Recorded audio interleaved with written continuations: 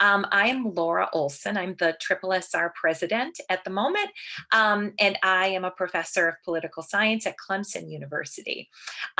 We are thrilled to have, as I indicated before, our second SSR virtual event happening today. These events, the series of events is designed to, in some small way, take the place of our canceled annual meeting. And this particular opportunity that we have today is jointly sort of sponsored and run by not just SSR, but also the Religious Research Association. And those of you who have been involved in SSR, maybe you're also members, I know I am, also members of RRA.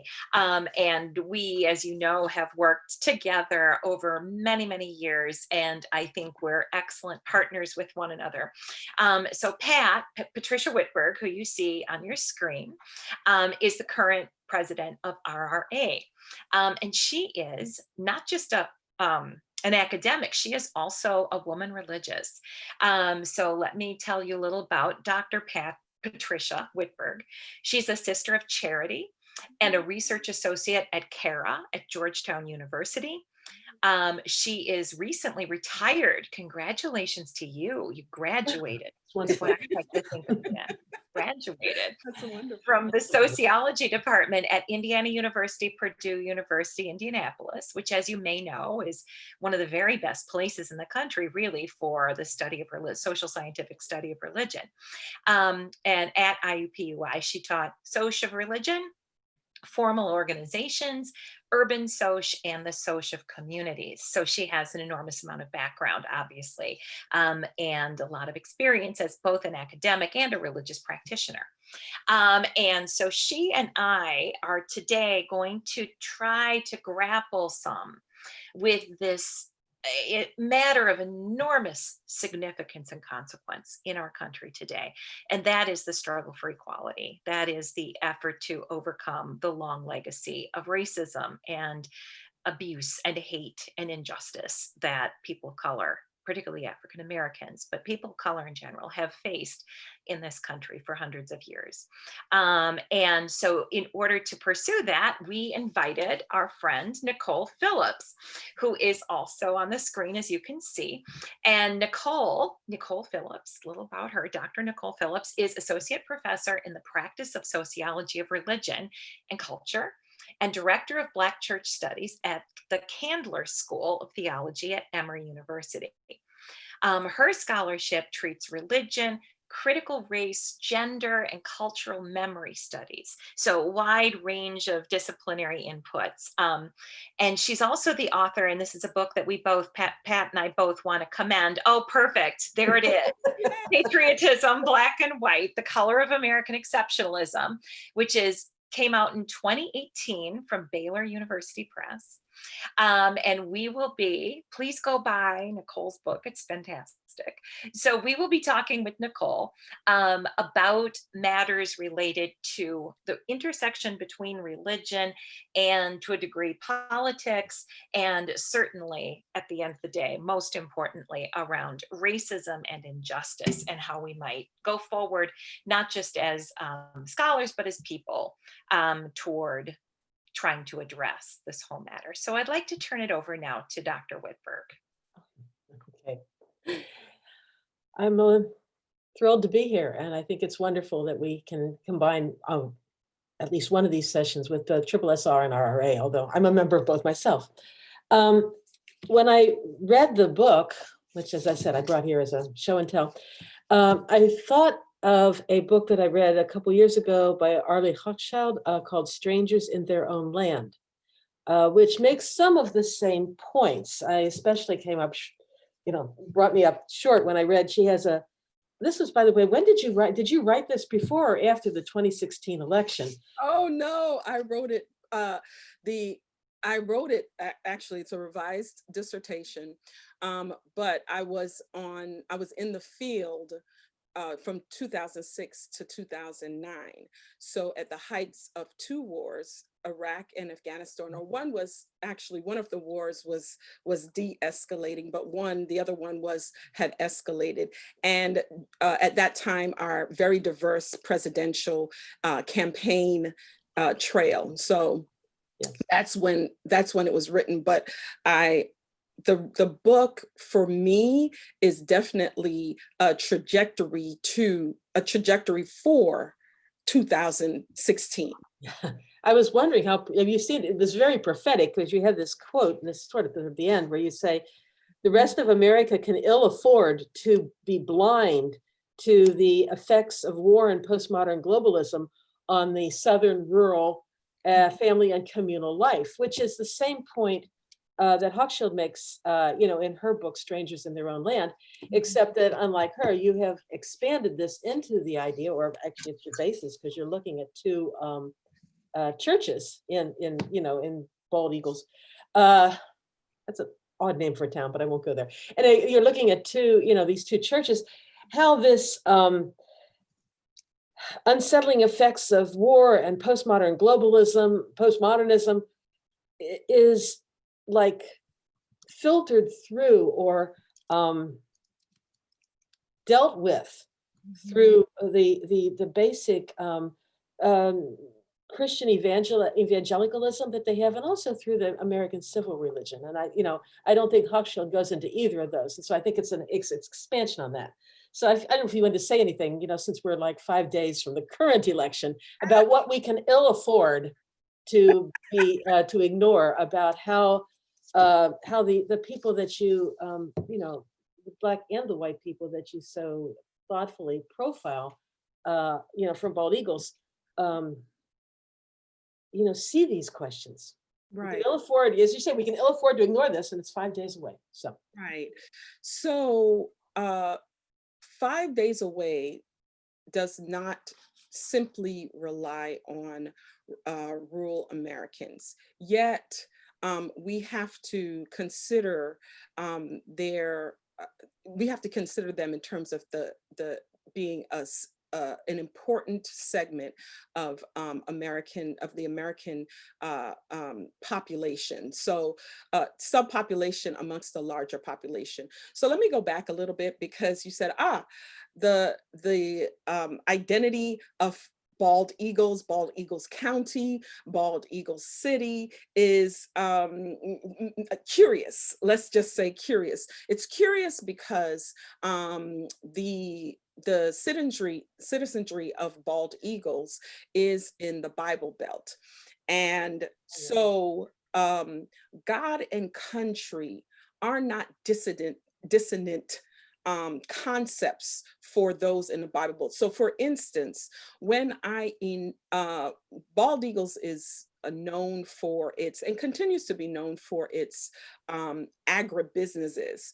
And so when I visited Bald Eagles in 2006, initially, as part of a core group of students throughout the campus of Vanderbilt University, I found it very interesting that that there was no dissonance between the politics supporting religion and religion supporting politics. And I continued to be in conversation once I left with members of the community, which allowed for my re-entry into the community for 2008 and 2009. And so during that time, there were local elections, as well as we know the national elections. And so we would have local candidates and gatherings at the courthouse or another area of Bald Eagles city and county, where we would begin with prayer. And it really was political aspirations for political purpose. And then if you went into the county seat was in the center, interestingly enough, in the center of the city. You would find the 10 Commandments as part of the canvas of county offices. So for the members of or citizenry Black and White, of Bald Eagles, there was no disharmony between the relationship between religion and politics. And so often when we think about church and state, there is this dissonance that emerges, and we recognize that the separation of church and state really does not imply that our religion should not shape and impact and think about our religious beliefs, convictions should not shape or cultures, or religious cultures should not influence our political leanings, and our political leanings should not influence our religious cultures and beliefs and practices. That's not what that means. We all know that. We know that it really is about establishment of a church, a state church, in the political process, and in the, Laura's shaking her head because she's the political scientist, right? So we know that. And so paradigmatically speaking, I saw this with the people of Bald Eagles. So God and country is important. And I'm saying all this to get to your question. God and country is what, is a characteristic from a Durkheimian sense of the making of this moral community. Okay. And so with respect to that, service is important. Service comes in the form of blue collar, what would be traditionally and conventionally identified as blue collar workers.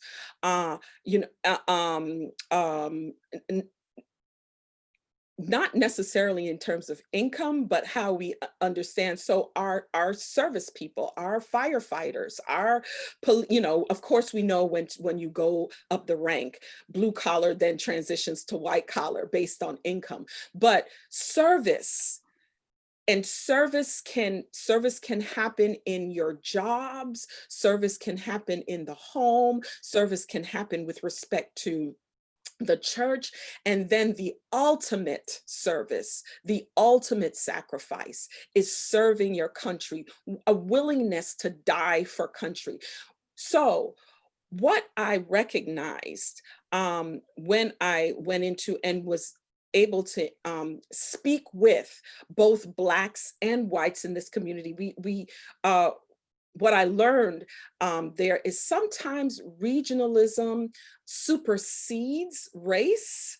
So with respect to dissimilarities in America, we often think about, because of the racialized experiences of Blacks and whites, there is often this kind of chasm that is presented, but in a community like this, service was ultimate. So I met Black veterans, and I met white veterans, and I met those who had served in all of the wars from World War I up until at that time, not so much the wars on terror, because there's a fort there that is no longer in operation. And so many of the service, our service personnel now come out of the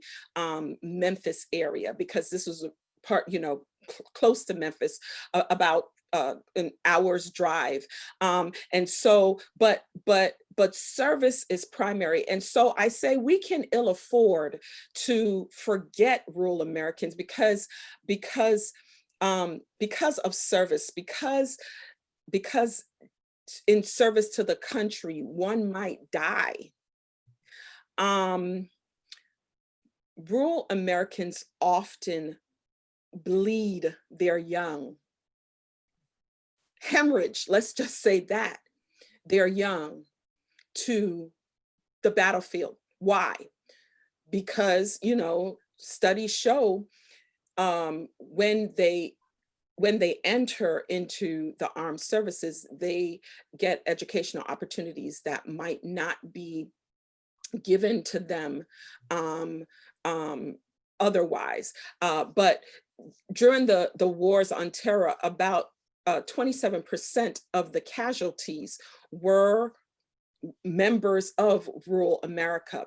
And so I engage, and specifically in my book, I engage two members of the community, white elder women, who essentially say, war is not good because our boys, and I have been challenged on that when I say our boys, because it was, I mean, if we're thinking World War I up until the war on terror, it was primarily men who were young men who ended up going to war. And so they said, our boys come back home in body bags. Interestingly enough, our boys come back home in body bags, but because of this making of moral community, because of this emphasis on service, in many respects, death is a way of socially belonging. When you are faced with the 21st century, 20th and 21st, late 20th and early 21st century social ruptures, disruptions, reorderings, globalism, and because I said there is no dissonance, this sense of living in a more secularist society, and so a type of deinstitutionalization happening.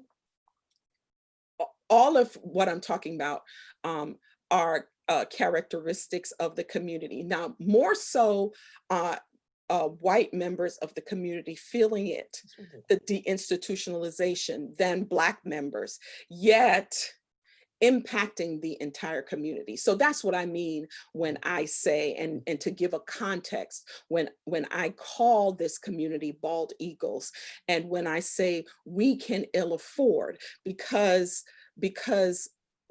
how 2016 or what contributed to 2016 was the disenchantment and the disillusionment of I would say populations of America, rural Americans, being one, not just rural Americans, being disillusioned by technological advancements, modernization, which precipitates deinstitutionalization. So what we understood as a peaceful and a stable life is now, and when I was in the community speaking with, and specifically the white members of the community, that was what they would articulate. The community used to feel quiet and tranquil and safe and stable, but with modernization and all that comes with modernization, which includes globalization, or connected to globalization, they felt the ruptures of what was understood as their community.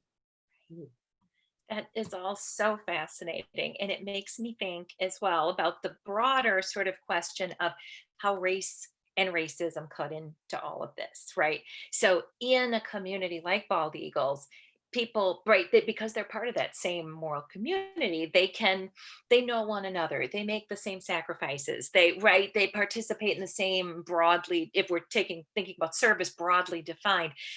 But then when these ruptures happen, they happen not only in micro communities, they happen more broadly as well.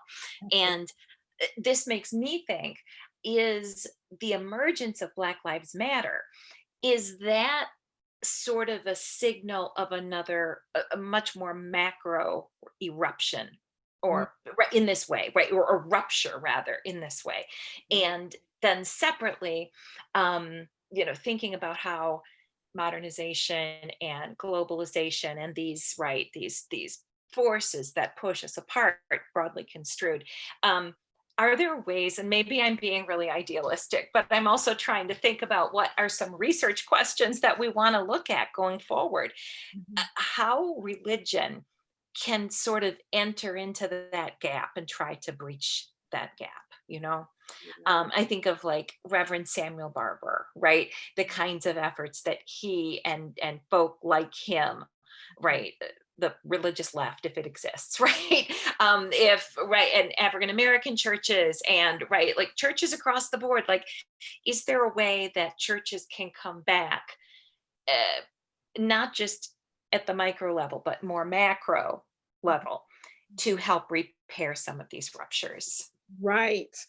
Wow. So I hear three questions in one. So I'll take one at a time as I've heard them, and I and may end up as I am answering one, may end up forgetting the other two. But let's take one question. So we're starting with Black Lives Matter, which was interesting because I have another account in the book where I'm speaking to two Black male elders who are also veterans, and they say Black lives never mattered. Okay, and so and interestingly enough, they are making the critique about Black lives not mattering based on integration, as well as what they see as, in some respects, the profligate lifestyles of of some Black youth, which in some respects, as I ch- ended up choosing that account to include in the book, was somewhat hyperbole, because not all Black youth participate in profligate living, or based on media representation of what it means to be successful, aspire, and participate in particular types of underworld activity to end up achieving what would be identified as the American dream. So Black lives never mattered.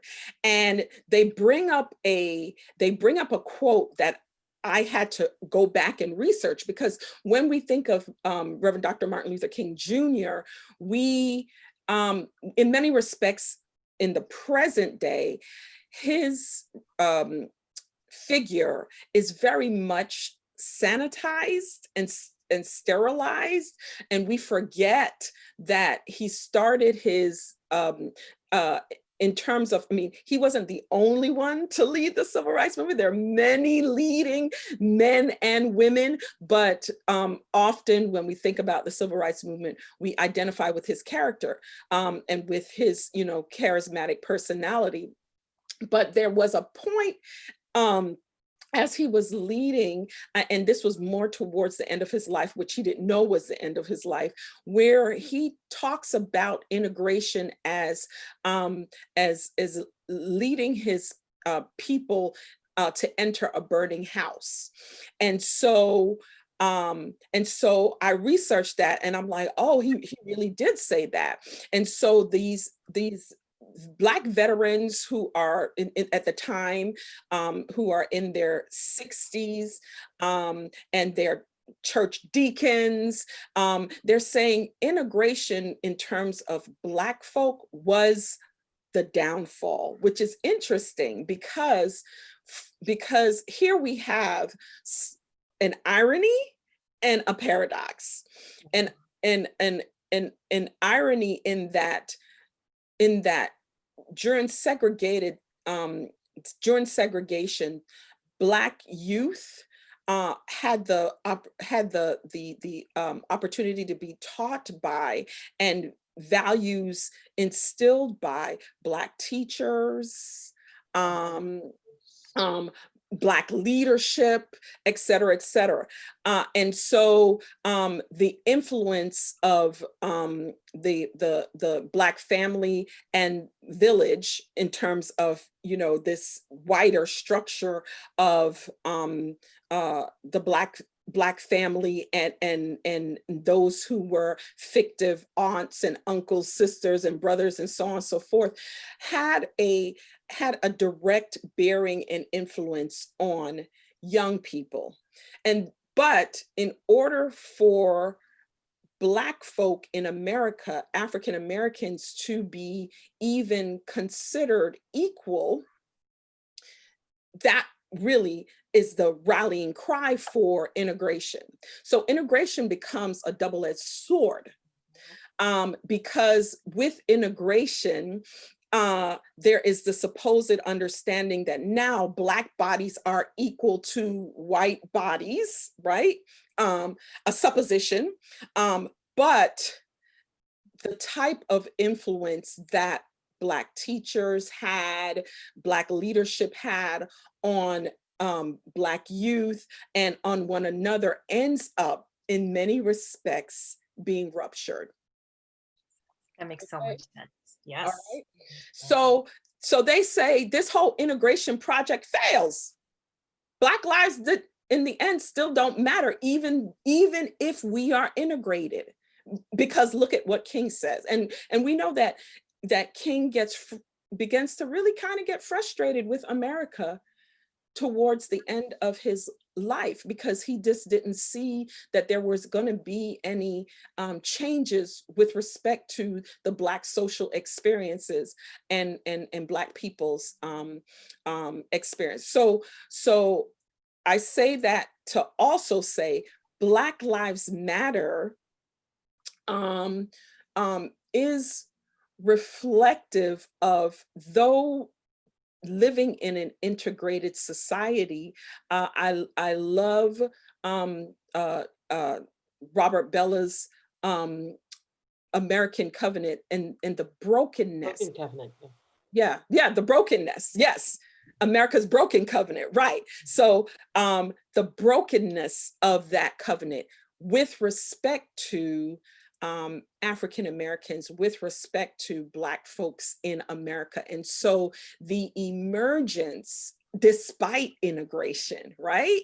And so we are in the early part of the 21st century, and have been a society that relatively speaking is still young with respect to integration, but integrated for a certain, amount of time, but yet still facing America's broken covenant when it comes to the Black experience in America. And so that's what Black Lives Matter represent. And I've been saying to people in more than one case and situation that a Colin Kaepernick represents what I point out is a Black civil religious tradition in the book. And so with his, which at this point, people know that he wanted to protest the injustices and especially the police aggression towards Black bodies. And so, but he wanted to do it the right way. And he was informed, and it makes sense, that when you kneel, I mean, even in football now, I'm not a big football person, but when you kneel, you're saying a man is down on the field. And he was informed by a white service man that if he is going to protest during the national anthem, it would be respectful to kneel. Because it is saying, interestingly enough, what translates in the sports arena translates to military culture.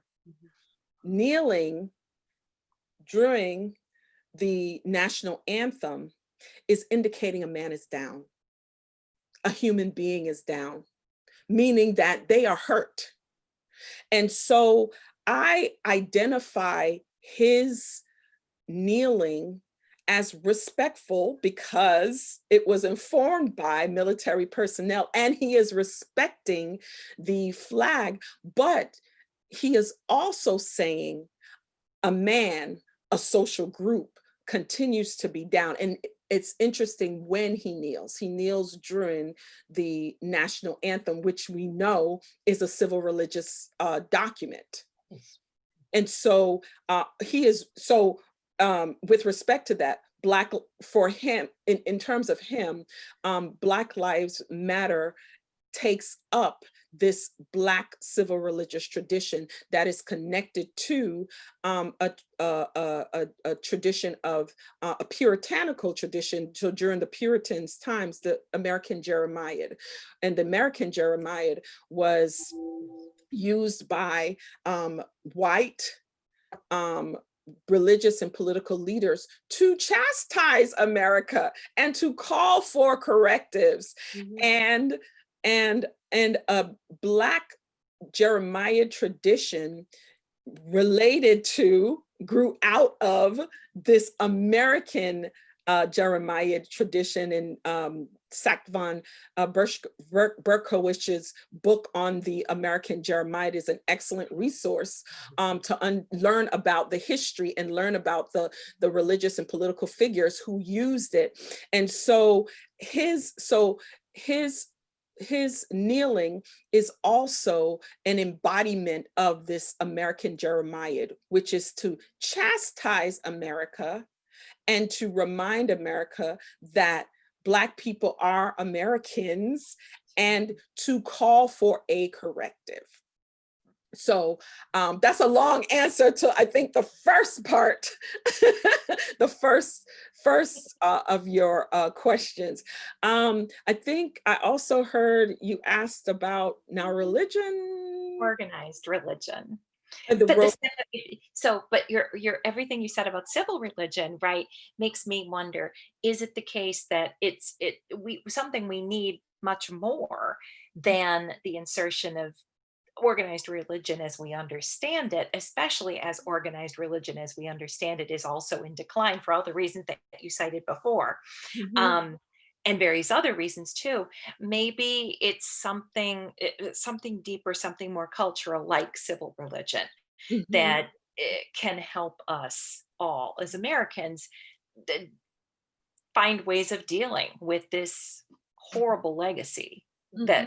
that we have to deal with in this country. And I think also the question is whether there's, as Nichole, you brought up a couple of times in your book, whether there's a difference, I mean, between Black and white civil religion, and not both at the time that you, and whether this, and for that matter, between the civil religion as embodied in the military, mm-hmm. and or for generationally, or any one of a number of ways, and to understand.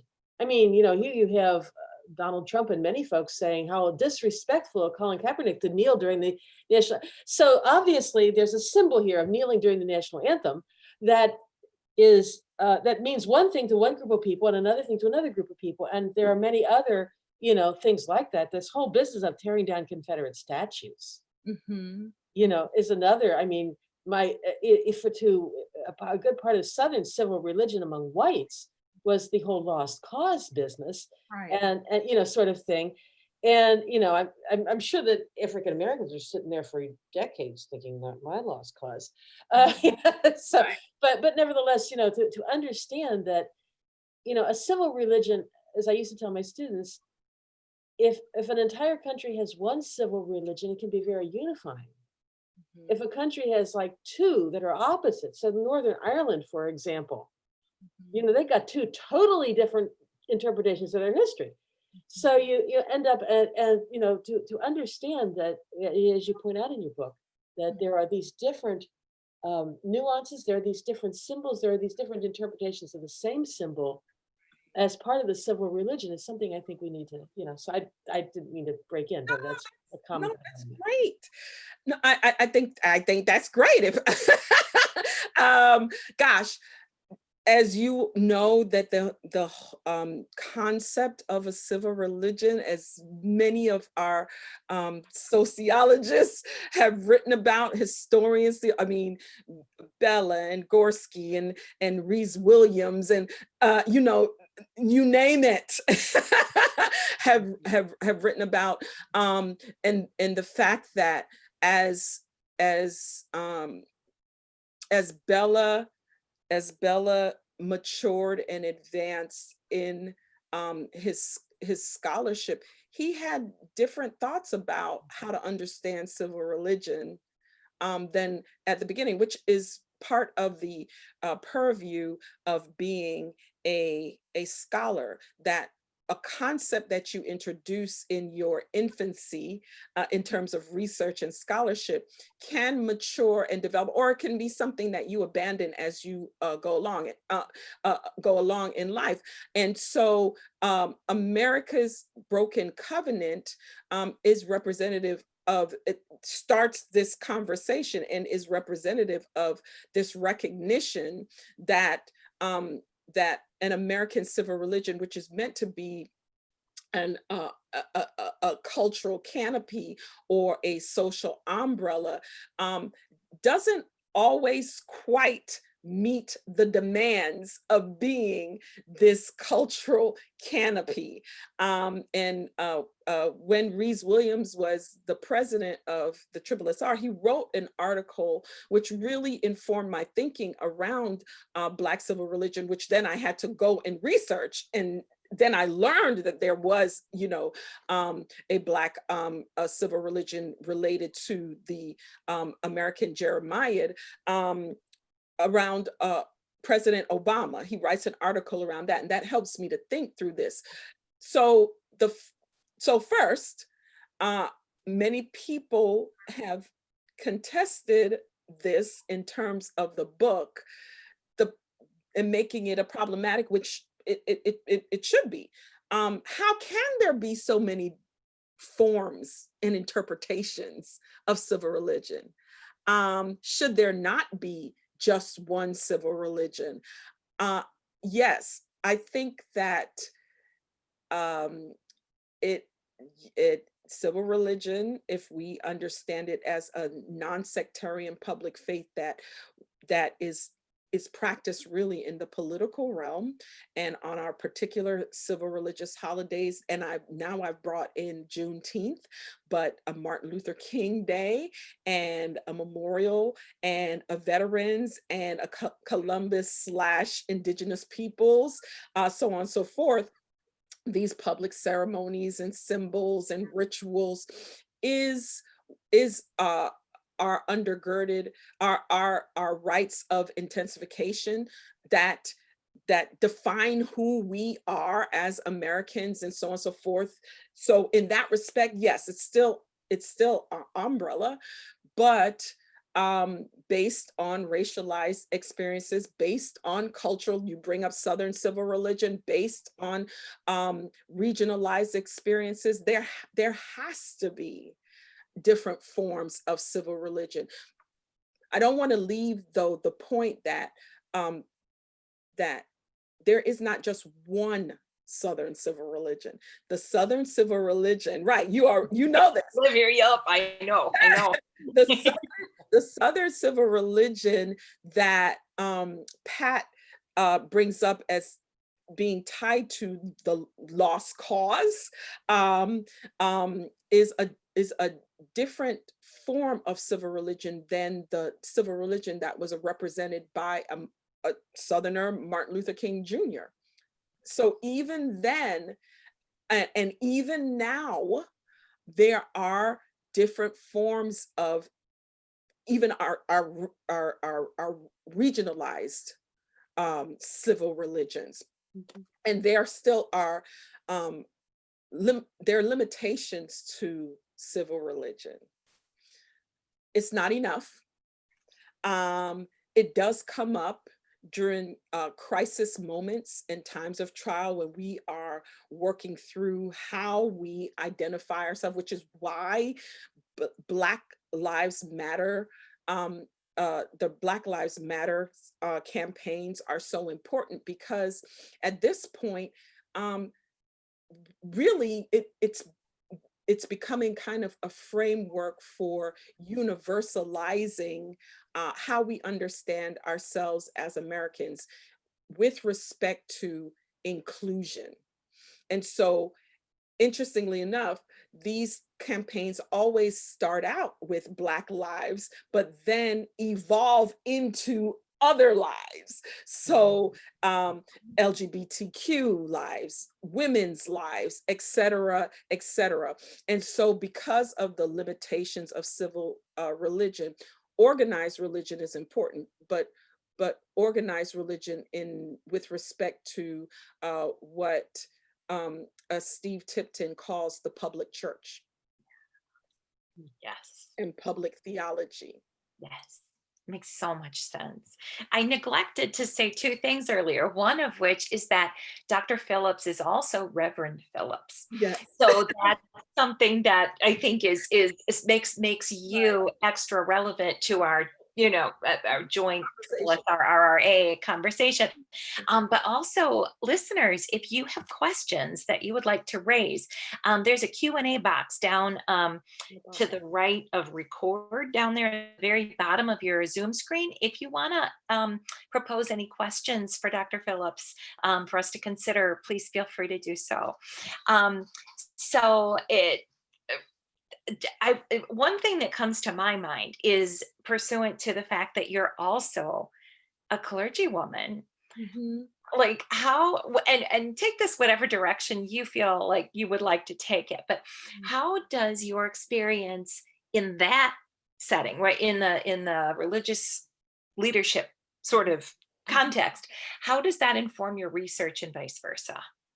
And it can be around the topic we've been talking about, or it could be more sort of generic than that. Oh, well, the first time that I recognized that the church could have impact and influence on social issues and social policy was in the Black church, and interning for and he continues to be a Boston community leader who is also a religious leader. So I got ordained out of Bethel AME Church in Boston, where the Reverend Doctors Ray and Gloria Hammond are the pastors.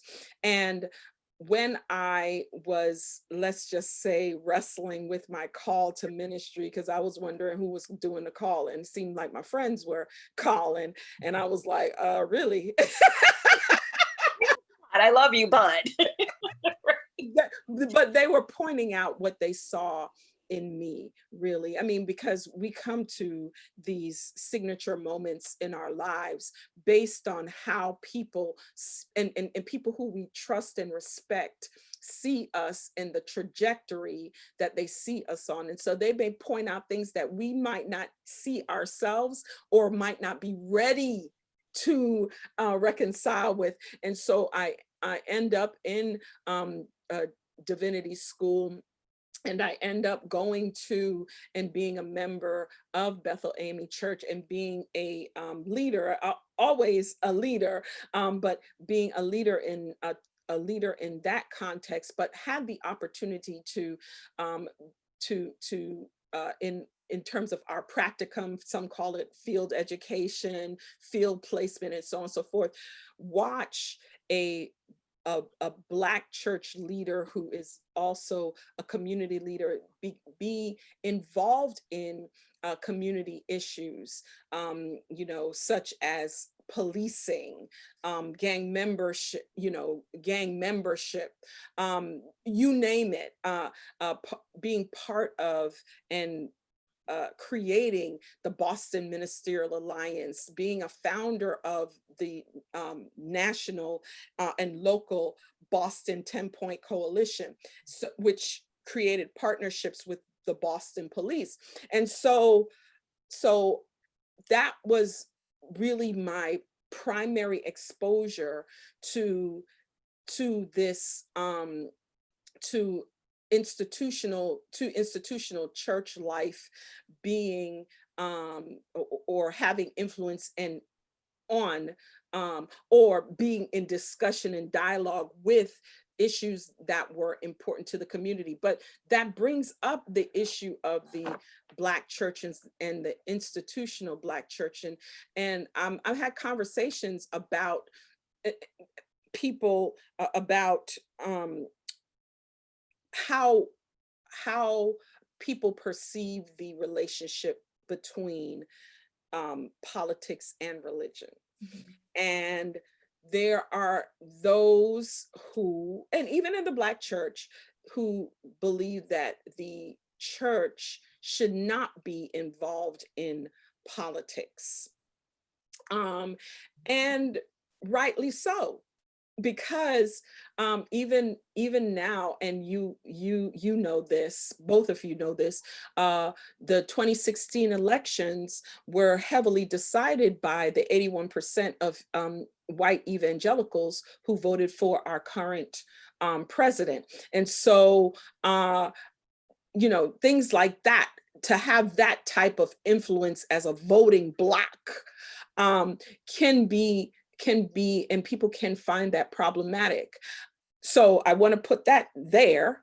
But then to also say, if you study the history of the Black church, both the invisible institution, meaning the church that emerges in the brush harbors or hush harbors, outside of the gaze of the white slave master, as well as the emergence of the institutional Black church, which emerged with respect to the gaze of the white slave masters. The church, the Black church specifically, emerges in relationship to political protests against how Black bodies have been treated in terms of subhuman, human enough for particular tasks, but not human enough to be counted as fully human, but only 3/5. And so the Black church emerges out of what is a political issue in America, a political issue, the enslavement of Black bodies, a political issue, a social issue, an economic issue.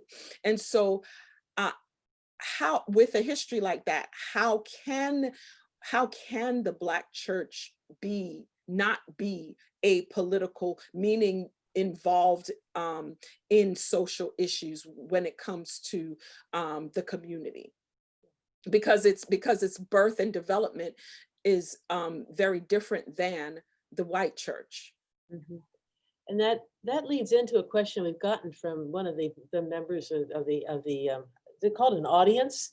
Yes, I'm not sure which, whatever it's called.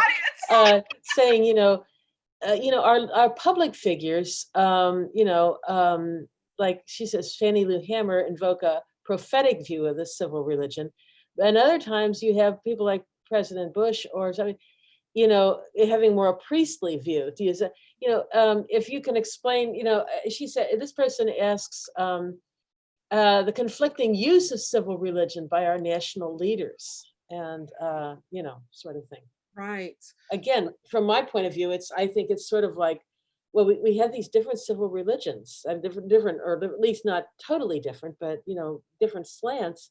And if our leaders tie into these different ones, they can help for the understanding of one.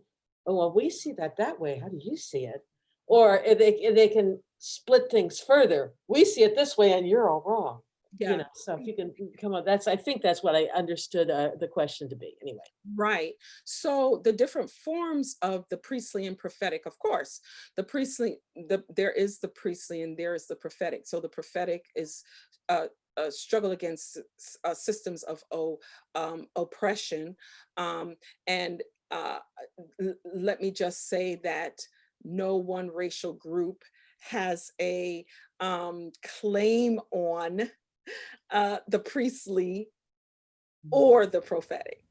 That means different racial groups can practice priestly and prophetic.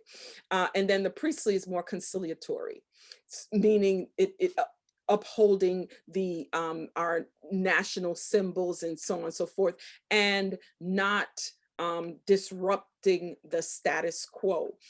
What I can say, given my studies of civil religion, is that the point to a civil religion in emerging more prominently during times of trial and crisis moments is that civil religion is supposed to hold these tensions. Mm-hmm. The tension between the priestly and prophetic. It is supposed to help us to recognize that there is no one template, no one moral template. It is supposed to be able to provide us with a common language and a common discourse so that we can discourse based on our different political, religious, moral, social perspectives. But there has to be a recognition of the underpinnings of a more prophetic civil religion, which is tied to visions of a moral and just society, versus the more priestly, which I wouldn't say is not tied to moral and just visions of society, but a maintenance of you already got status quo. Yes. Oh, thank you. Thank you, Dr. Phillips. Thank you, Dr. Wittberg. Does anyone, do either of you like to say anything by way of conclusion at all before I wrap up? I don't want to just kind of say, no, we're done, in case. No, I think this has been absolutely fascinating. I wanted to thank Dr. Phillips for a great book, and that you know, I think it pushes farther that whole study of the role of religion in our discourse about who we are right now. And, you know, as Joe Biden is saying, you know, we at least for, you know, there's one side saying we're in a struggle for the soul of America to reclaim it. And the other side is saying, you know, we're in a struggle for the soul of America to keep it, you know, which again is your priestly and prophetic. So anyway. Right. And I wanted to say, oh, wow. Okay. We have a long comment here. So let me say this, and then I wanted to look at this comment on Buddhism. But the question of, and we have been hearing about it in our news reports, et cetera, the question around the maybe anticipated violence that might happen around November 3rd is extremely problematic. And I'm not quite sure if that is well, it might be. I was just about to say something, but about the priestly and prophetic being in tension, but yet there not being any dialogue with respect to the different forms. But I believe that we are in a crisis of American national identity right now that is contributing in many respects to the heightened atmosphere in which we live. And interestingly enough, what I saw on the ground in 2008 has come to is fully come to fruition now with respect to this crisis of American national identity. People have asked me, so how, and primarily those who I've been in conversation with, as well as students, how do you think the election is going to go? So I don't know how the election is going to go on November 3rd, but what I do know is that our presidential candidates don't decide elections.